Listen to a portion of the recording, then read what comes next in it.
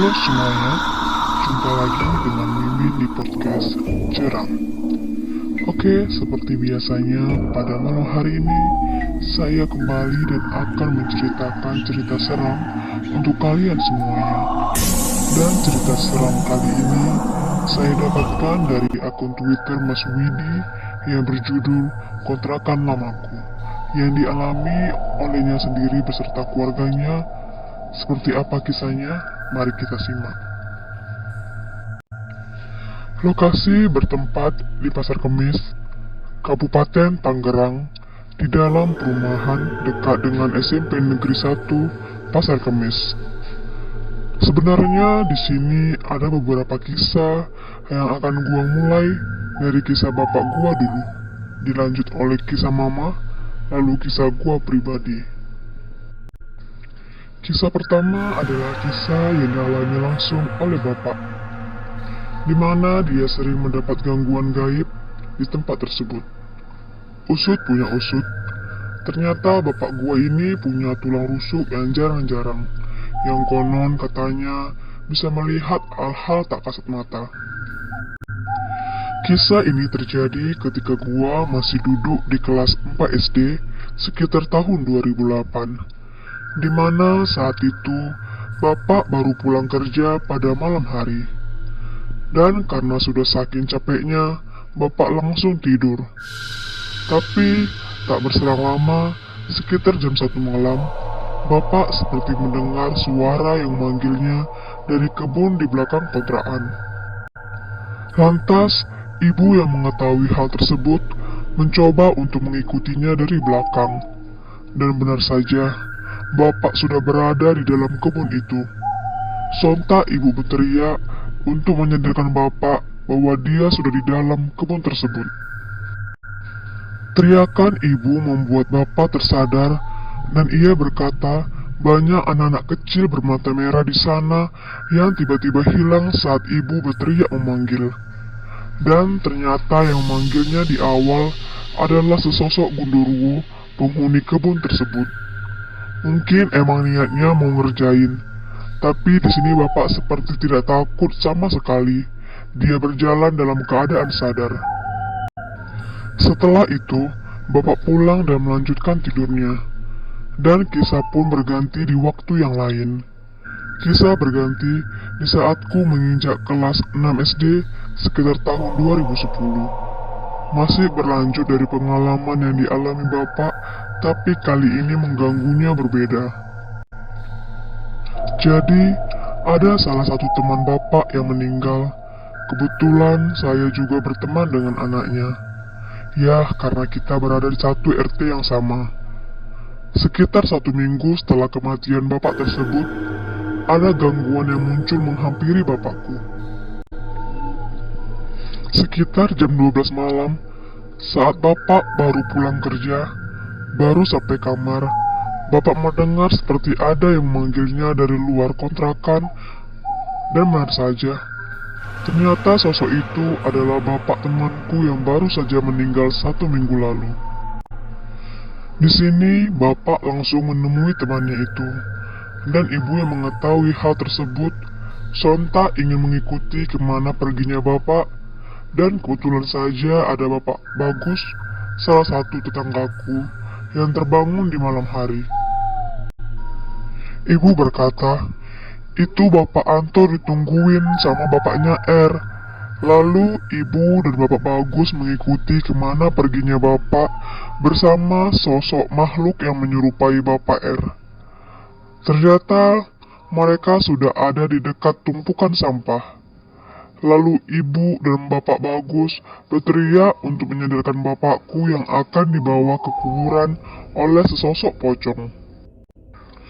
Begitu sadar, bapak berkata dengan nada linglung, "Ih, terbang!" sambil menunjuk ke arah kuburan, dan mereka bertiga pulang kembali ke kontrakan untuk melanjutkan tidurnya. Masih dari pengalaman bapak yang sepertinya tidak habis-habis untuk diceritakan. Entah kenapa, makhluk-makhluk ini seperti tertarik sekali untuk mengganggunya. Kisah terjadi ketika saya duduk di bangku SMA dan Bapak mengalami gangguan di saat BAB di salah satu WC sebelah kiri. Buka pintunya ditarik kalau dari luar. Kejadian berlangsung di malam hari sekitar jam 3 pagi. Ya, namanya juga ada panggilan alam. Jam berapapun tidak akan membuat nyalinya ciut. Gangguan yang terjadi adalah pintu WC-nya ini diketuk dari arah luar sebanyak 3 kali. Di mana setiap ketukan itu terjadi, Bapak keluar untuk memastikan siapa sih yang iseng malam-malam gini. Ketukan pertama masih aman, ketukan kedua masih nggak ada apa-apa. Mungkin makhluk ini mau ngajak main kali ya, tapi ngapa ganggu orang boker. Pas ketukan ketiga, pintu WC langsung didobrak dan membuat sosok itu kaget. Lalu dia terbang ke atas pohon, persis kayak burung mengepak-ngepakkan sayap. Yang diyakini dia adalah kuntilanak penunggu pohon besar di belakang kontrakan. Setelah pengganggunya kabur, Bapak juga sudah kelar dengan hajatnya dan kisah pun berganti.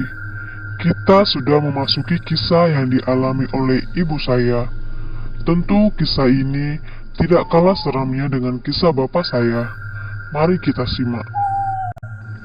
Kejadian ini terjadi ketika malam tahun baru 2016. Ya, saya sudah kelas 3 SMK.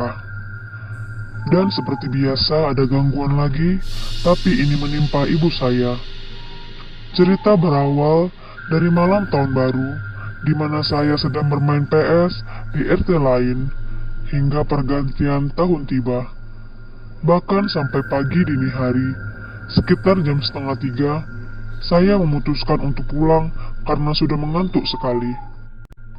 Tapi saya berpikir kembali, kalau gua pulang jam segini, gua takut kalau tiba-tiba ada yang nangkut-nangkutin dari belakang, terus nanya, "Baru pulang mas?" Ih, serem, mana dekat kebun lagi. Ya udah deh, gua nginep aja, pulangnya besok pagi kalau matahari sudah bersinar. Nah, sialnya ya, ada yang mengambil ide yang ada di pikiran saya itu, dan dia merealisasikannya ke dunia nyata. Betul saja, kejadian itu terjadi. Ada yang pulang, tapi bukan saya. Di sini posisinya, ibu sudah tidur pulas. Pada jam setengah 3 dini hari, dia terbangun karena mendengar ada suara khas saya ketika pintu gerbang sudah dikunci. Seperti biasa, kalau saya terkunci, saya pasti teriak, "Mak, mak, mak." Dan itu suara yang terdengar oleh ibu saya sambil berkata, "Iya, sebentar." Lalu diambilkan kunci dan bergegas ke depan pintu pagar. Ketika sampai di pintu besi itu, tidak ada siapa-siapa. Penampakan pun tidak ada, tapi itu sudah cukup untuk membuat bulu kuduk merinding seketika. Setelah kejadian itu, ibu memutuskan untuk berwudu dalam keadaan takut dan hendak untuk sholat tahajud agar rasa takutnya hilang. Dan setelah saya pulang pada pagi hari, kejadian ini baru diceritakan, dan benar saja, waktu kejadian dengan waktu saya berpikir dan membatin itu sama. Dan inilah dialognya. "Semalam kamu pulang tok?" "Enggak mak, Anto nginep di PS, tapi emang rencananya sih mau pulang sekitar jam setengah 3. Emang kenapa mak?" "Tadi malam itu ada yang manggil-manggil, persis kayak suara kamu." "Ah, yang bener mak." "Iya, dia manggil mak, mak, mak." Mak jawab iya sebentar, tapi pas sampai pintu pagar, kok si Anto nggak ada. Kemana ini bocah? Langsung merinding-merinding terus ambil air wudhu. Tapi emang bukan Anto yang pulang mak. Anto juga takut lewatin kebun pisang itu. Ya udahlah, palingan juga ada yang iseng. Emang kejadian jam berapa mak? Pas masuk kamar lagi sekitar jam 3 kurang. Ada yang ngambil pikiran Anto kali mak, tapi dia yang pulang bukan Anto. Dan kisah pun berakhir.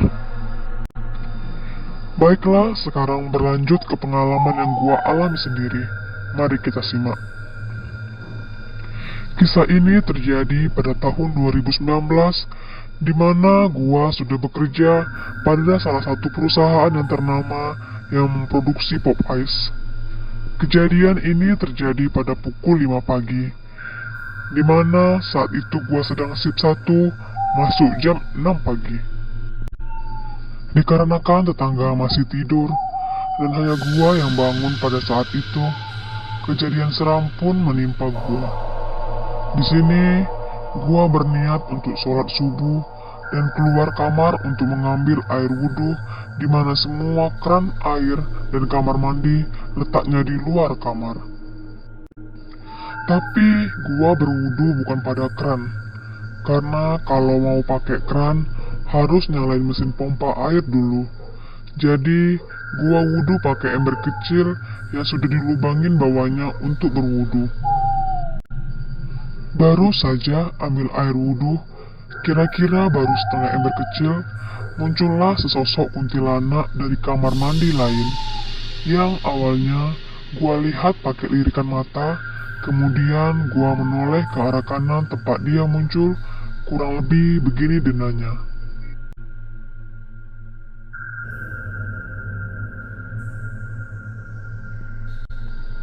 Entah kenapa, setelah gua menoleh itu, pandangan seperti tidak mau lepas dari dia, sampai dia melewati punggung.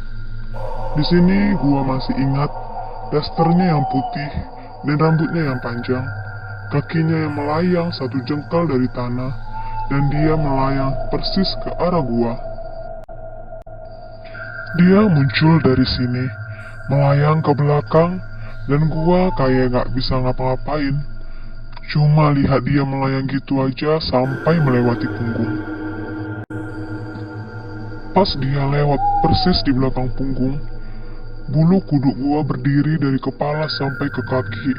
Itu semuanya berdiri. Seumur-umur, gua belum pernah ngalamin kejadian nonton film horor manapun sampai bikin bulu kuduk kepala itu berdiri.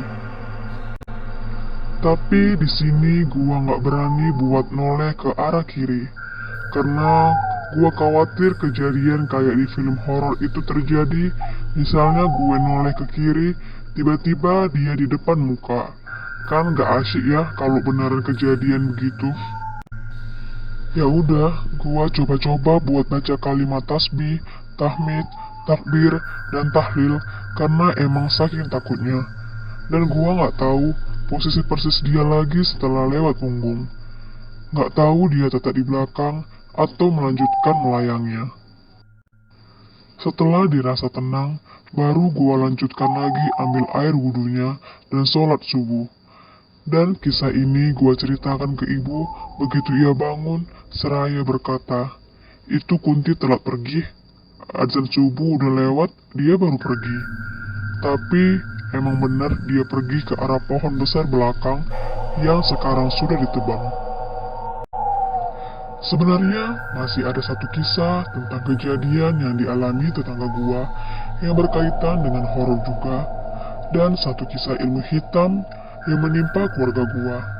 Tapi cukup sampai di sini dulu gua berbagi kisah horor yang dialami langsung oleh keluarga gua. Kalau kalian tertarik, akan gua ceritakan lagi 2 kisah tersebut. Terima kasih bagi yang sudah menyimak sampai habis. Pesan gua cukup 1, jangan takut karena kita lebih unggul dari mereka.